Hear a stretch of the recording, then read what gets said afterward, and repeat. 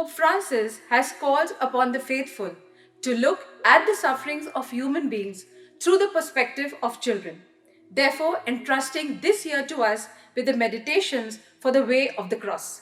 He has urged us to look at it from this perspective, especially during this tragic time of the pandemic.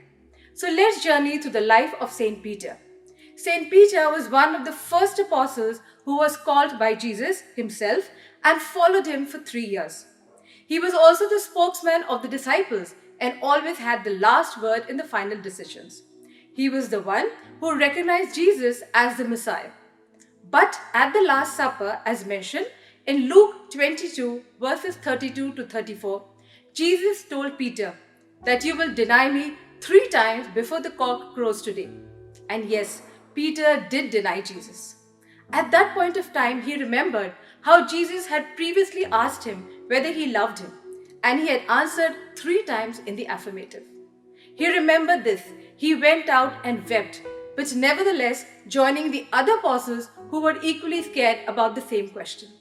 Though Saint Peter was a man of strong faith, but still he had his weak moments where he was waxed and waned.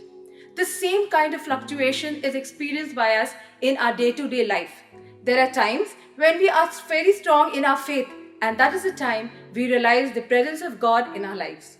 But when the weak moments come, our fears and our anxieties take control of us. Like Saint Peter, we all have been called to follow the call of Jesus. Saint Peter at the shore of the Sea of Galilee, and we at baptism. But many a time we forget to take this call because of our fears and lack of faith. But despite the fact that Saint Peter, he denied Jesus, after resurrection, Jesus declared him as the rock and the foundation of the church. He gave him a major responsibility to shepherd the flock of sheep. In the same way, we in our lives are called to proclaim the good news of the Lord and to continue to build the church firmly on this rock.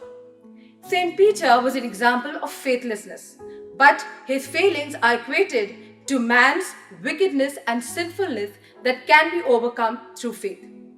Therefore, we can conclude that Saint Peter is a role model for all Catholics, not because he was perfect, but the very opposite, that he was imperfect.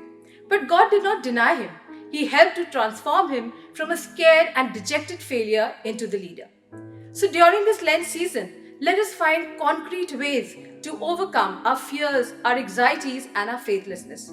And let us remember that prayer does not change the purpose of God, rather it changes the action of God.